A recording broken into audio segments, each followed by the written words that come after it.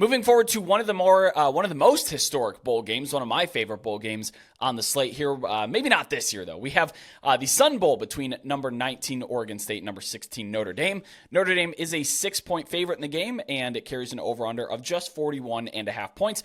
We'll get to why here in a minute.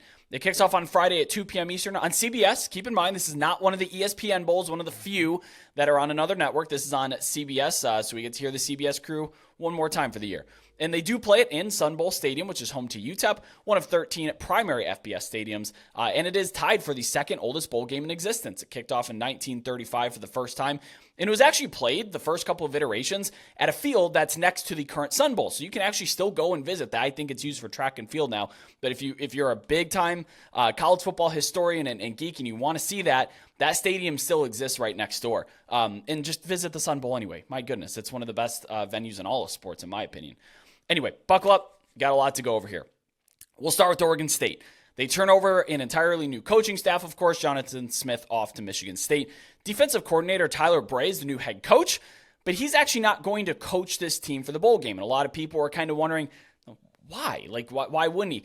It's because the interim that was in place, Bray was kind of like, hey, I'm going to let you have this. You were named the interim. This is your team through the bowl season, so that's why that's going on. There's still plenty of continuity, I think, up there, but this coaching staff's on the way out. Quarterback DJU, he's not going to play. Backup Aiden Childs transferred to Michigan State, so he's not going to play. They also have their top 2 tight ends that left in the portal. 6 other starters won't play. There's a chance that 3 starting offensive linemen sit here between injury and the portal. Their kicker also left, and he was a pretty good kicker. And let's just say, the Sun Bowl last year came down to a last-minute kick. If you need a last-minute kick and you don't have your starting kicker, that's a problem. And then running back Damian Martinez, who's kind of the engine for this offense, he had some sort of incident. He was arrested, reportedly arrested, I'm say, but he was declared eligible after that. But it kind of looks like after that came out and said he won't play. It was will he won't he will he won't he won't. I believe that's probably team discipline in that case. Okay, that's Oregon State. Other side, Notre Dame. Offensive coordinator Gerard Parker, he's leaving for Troy. Some say that is addition by subtraction. Based on who they're bringing in, I would say that is true. Mike Denbrock from LSU, who just led Jaden Daniels to an ungodly Heisman season. But for this game, I don't know. Quarterback Sam Hartman, running back Audric Estime, they both opted out. 4 starting offensive linemen won't play.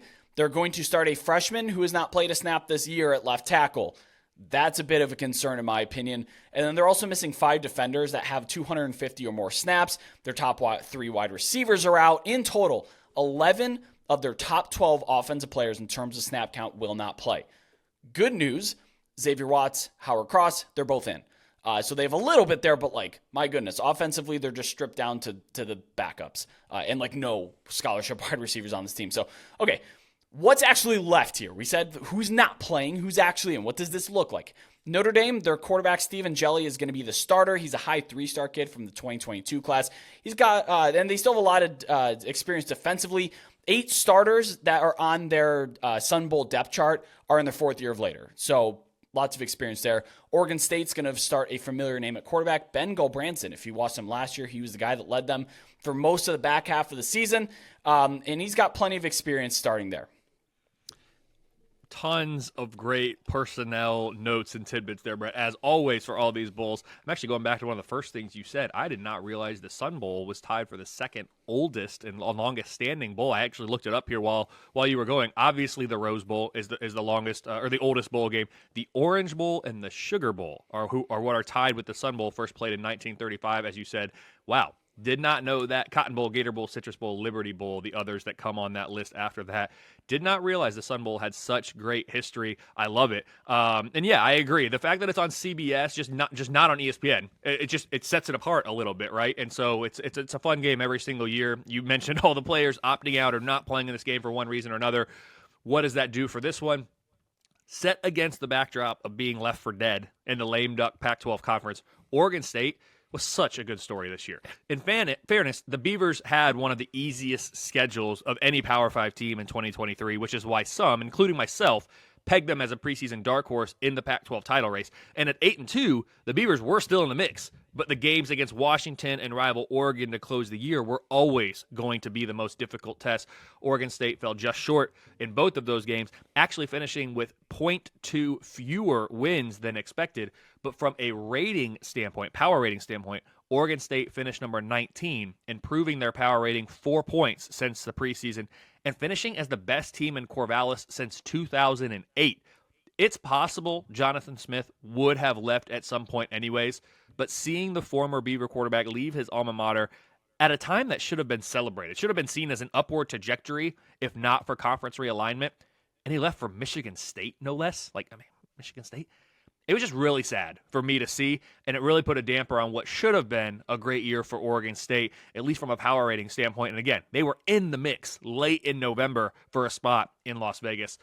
Notre Dame was remarkably consistent this year in the eyes of the model.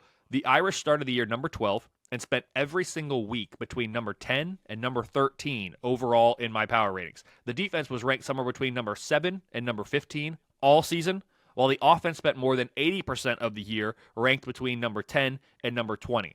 8.7 was the preseason win projection. The Irish finished with 9. In just about every respect, the model simply nailed Notre Dame all year. Probably the most surprising thing I can say about the Irish is with a final power rating of 20.7. Final, I say that. We still have a game to go. I got to figure out what I'm doing with year-end power ratings because in the old, back in when college football was starting, bowl games, you got everybody playing and it was all out. Now these are shells of teams in many cases. How do I parse through that? Because a final rating for Notre Dame or any team after bowl game may not be as reflective of what this team really was as the rating after the regular season or conference championship games ended.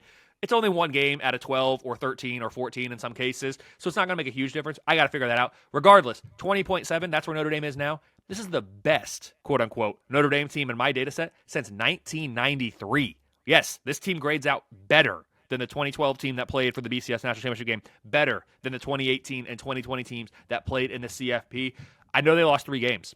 This was a really, really good Notre Dame team, and I'm excited to see what Marcus Freeman can do with this program moving forward.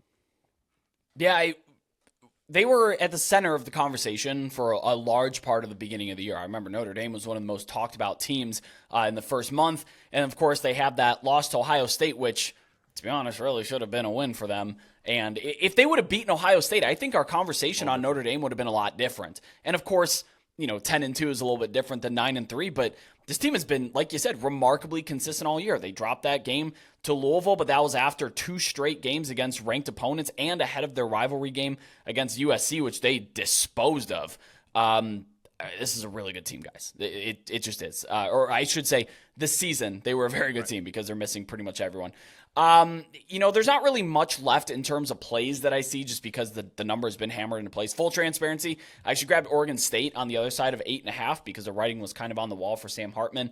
And then the line, moved from there to the +6, +6.5 after the Hartman news. I think it's actually still kind of trending in favor of Oregon State.